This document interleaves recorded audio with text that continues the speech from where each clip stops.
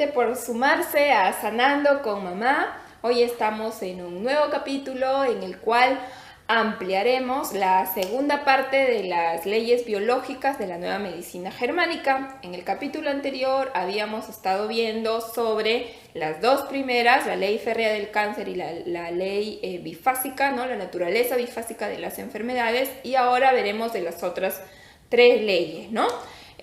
¿Cómo estás, mami? Bien, bien. Gracias. Estamos contentas, gracias por los comentarios, por haberse sumado a nuestra comunidad, por habernos escrito por ahí, por darnos ánimo. Nos gusta mucho que nos cuenten también sus experiencias un poquito. Ya saben que si pueden compartir nuestras redes, ¿no? Buscarnos ahí en el YouTube, Spotify, Facebook. Y también contactar a mi mamá a través de Lumiac, que ese es su espacio personal, en el cual a través de este proyecto también comparte, difunde información para seguir sanando, para seguir mejorando nuestras vidas. Bien, entonces entramos al capítulo y su contenido, en el que hablaremos de la tercera ley. La tercera ley de la nueva medicina germánica habla del sistema ontogénico de las enfermedades. Esto tiene que ver, me contabas antes de estar grabando, mami, con la vida embrionaria, el desarrollo durante el embarazo, ¿no? Sí, porque lo que pasa es que nosotros como seres humanos, seres biológicos, también debemos comprender, ¿no? Que es como un programa de computadora, yo le digo así, ¿no? Porque en la primera fase del crecimiento del embrión, ¿no? Que se le llama el endodermo, se van a formar órganos específicos, ¿ya? Que está condensando la evolución, ¿no? Porque cuando dejamos de ser, por ejemplo, ¿no? De estar en un ambiente líquido, teníamos que crear el órgano para respirar. Entonces, es en el endodermo en donde están los órganos para respirar, ¿no? Entonces, en la primera fase de su crecimiento del feto, por eso medicina embrionaria, que es importante conocerla, aprenderla, ¿no? Y los que son médicos, dedicarse a comprender esto para poder identificar rápidamente, ¿no? Qué está solucionando su biología, ¿no? Porque hablábamos de que hay un conflicto biológico, va a haber una respuesta biológica, sea con un problema en la piel, o sea, en este caso, ¿no? El endodermo con un problema respiratorio, ¿no? Porque está solucionando, no que se está siendo atacado, ¿no? Sino que está solucionando una situación en donde no pudo respirar, no pudo beber, no pudo comer, no pudo reproducirse, que son las necesidades biológicas que está gestionando el endodermo. Después vamos a ver la otra, que es el mesodermo antiguo, el mesodermo nuevo y el ectodermo. Cada una de esas fases, por eso es que le llamo como programa de computadora, va a dar una solución específica, ¿ya? Para la solución del conflicto. Si no puedo respirar, ¿qué solución, no? Voy a encontrar? Si no puedo beber, ¿no? Y si no puedo comer, no me puedo alimentar, ¿no? Entonces es específico, que sea en alvéolos pulmonares, que sea en esófago porque no puedo tragar, que sea en faringe porque no puedo gestionar esta parte, y así, ¿no? Cada uno es específico. Por eso es que me parece fácil explicarlo a través de un programa de computadora, ¿no? Porque una cosa es la cajita, pero otra cosa son los programas que hemos ido insertando dentro de el uso que le voy a dar a la computadora, ¿no? Y la última capa son tres, ¿no? El ectodermo, ya. El ectodermo es cuando ya el ser humano pues evoluciona de tal manera que se pone erguido, y entonces ya pues es ese que va y conquista, ¿no? Y es por eso es caminar, compararse y competir, ¿ya? Me voy a cazar el mamut. El cuerpo humano es una máquina perfecta, eso lo hemos escuchado en diferentes películas, libros, conferencias, a cada momento, porque realmente lo es una máquina perfecta, ¿no? Una creación maravillosa, que como dice mi mamá, hay diferentes órganos especializados en todo, ¿no? Que si nos alimentamos, que si respiramos, que si toca crear una nueva vida, ¿no? Que si toca generar pensamientos, en fin, está tan especializado nuestro cuerpo que tiene todos estos programas que mi mamá menciona, ¿no? Ya a nivel biológico nada más, pero a nivel social, a nivel cultural, ya la cosa se pone más compleja. Exacto. Porque como les dimos en el ejemplo anterior, ¿no? Como les comentamos, las experiencias que vivimos tienen este impacto, pues, ¿no? En nuestro pensamiento, que a la vez va a impactar en el cerebro y luego en el órgano, ¿no? Eso es lo que habíamos aprendido ya en el capítulo anterior. Entonces, existe, por lo tanto, una correspondencia entre el órgano afectado y el tipo de conflicto que hemos vivido, ¿no? Nada mejor para comprenderlo que un ejemplo. Ya les hablamos, por ejemplo, de cuando yo no pude expresar verbalmente con mi voz lo que quería decir, generé un malestar en la garganta, ¿no? Sí, les puedo contar una historia, ¿no? Una de las primeras personas que yo atendí vino sin voz, ¿no? Vino sin voz, ¿no? Y entonces a las personas que yo atiendo siempre son personas recomendadas por aquellas que ya han venido conmigo y se han sanado. Entonces esta persona que vino así, no puedo hablar, no sé afónica, ¿no? Entonces esta persona, ¿no? Viene y le digo, pues dime el último momento en que has vivido una situación en donde no has podido hablar, ¿no?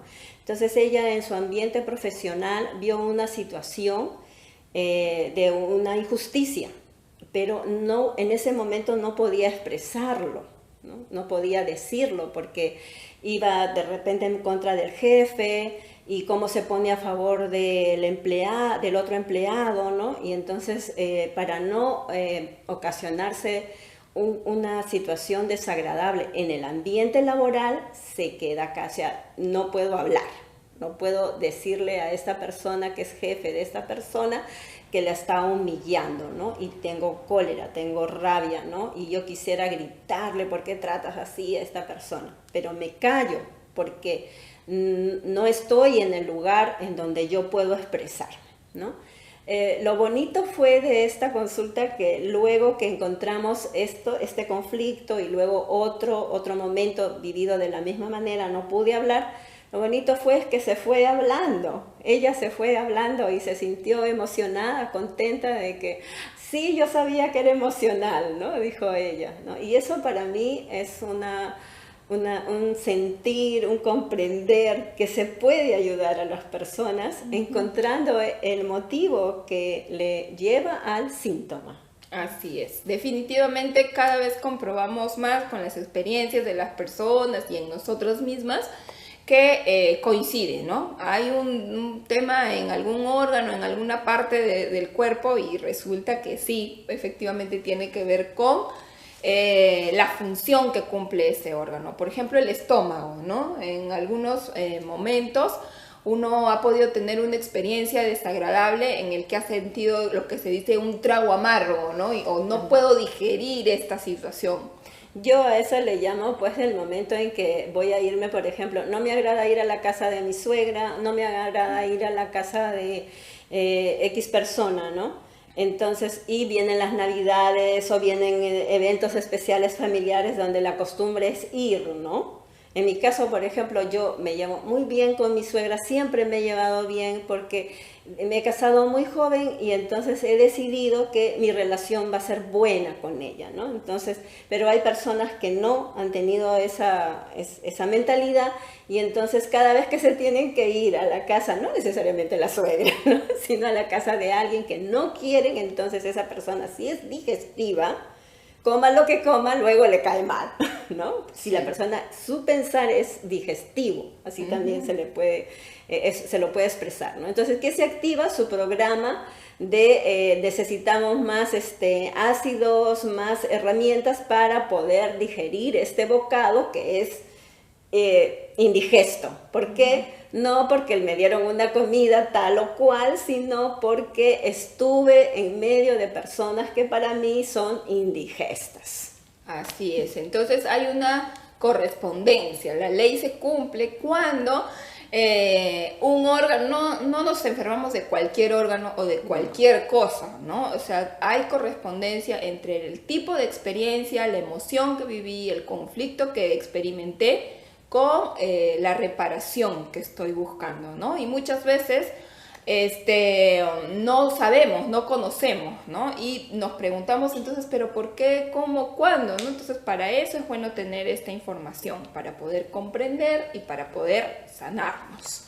Entonces, esa es la tercera ley, ¿no? La del sistema ontogénico de las enfermedades. La cuarta ley es la del sistema ontogénico de los microbios, que tiene relación con la ley anterior en la medida que ¿qué hace el cuerpo para reparar, para curarse? Ayudarse de sus queridos amigos, los microbichitos.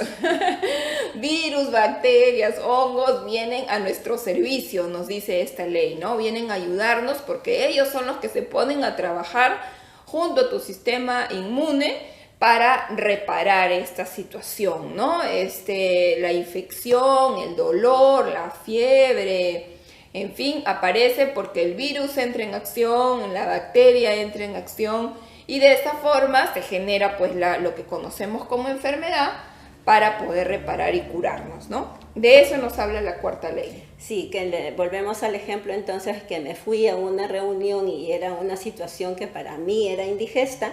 Y entonces luego simplemente lo que hay que hacer, yo le estoy diciendo a mi estómago, ¿no? Que esta comida ha sido indigesta y hay que agregarle una forma más mejor de digerirlo, ¿no?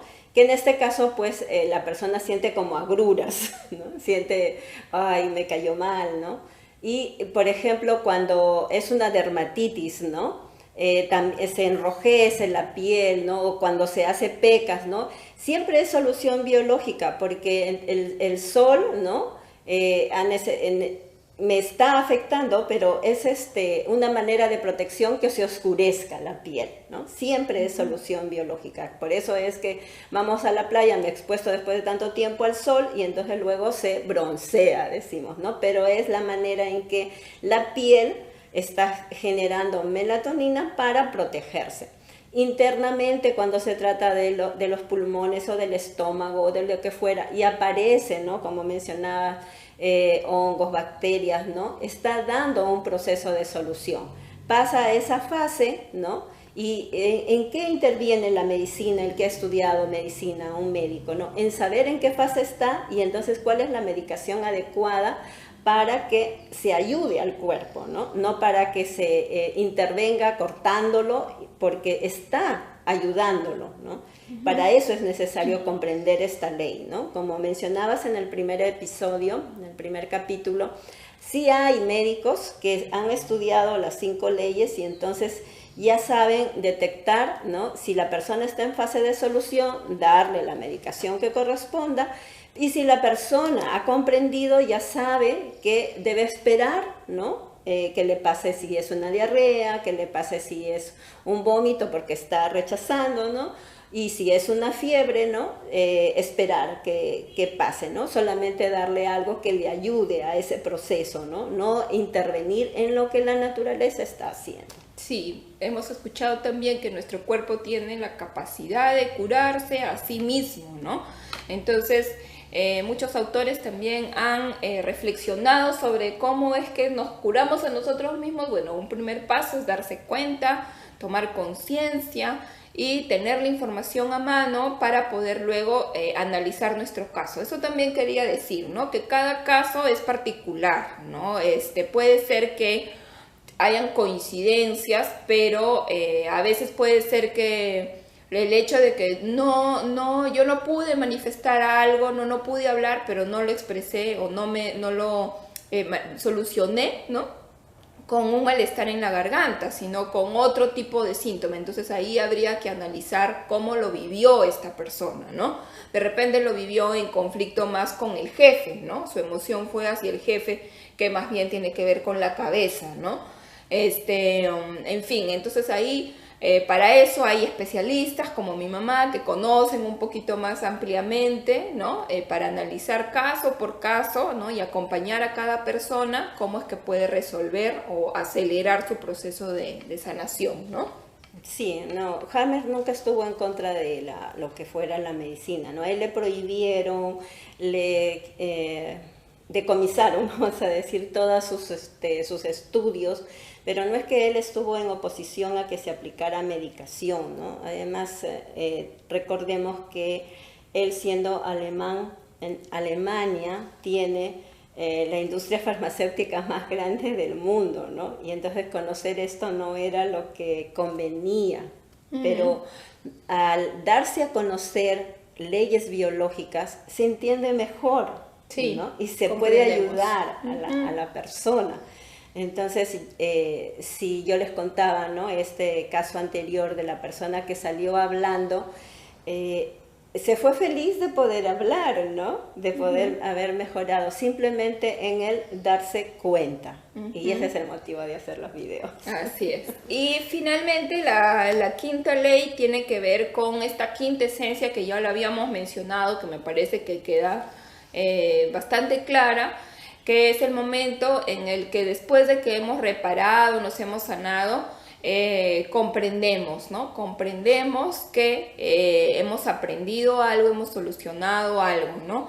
Si no lo logramos, tristemente o lamentablemente se ven casos en que recaemos, ¿no? Recaemos y así nos vuelve a pasar algo, nos volvemos a enfermar hasta que podamos aprender, ¿no? Recién cuando hay una solución integral, una comprensión completa, es que ya dejamos de tener estos síntomas. Entonces la quinta ley es la ley de la quinta esencia o la comprensión de qué nos está trayendo como lección la enfermedad para saber para qué nos enfermamos, ¿no? Sí, entonces como teníamos conversado, ¿no? Habíamos mencionado, por ejemplo, que es indigesto.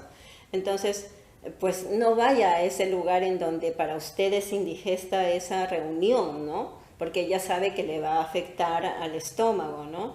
Si está con una persona que no le permite respirar, que no le da la libertad de respirar, pues entonces el darse cuenta, ¿no? El comprender, por eso dice Hammer, ¿no? Quinta esencia es la comprensión del para qué.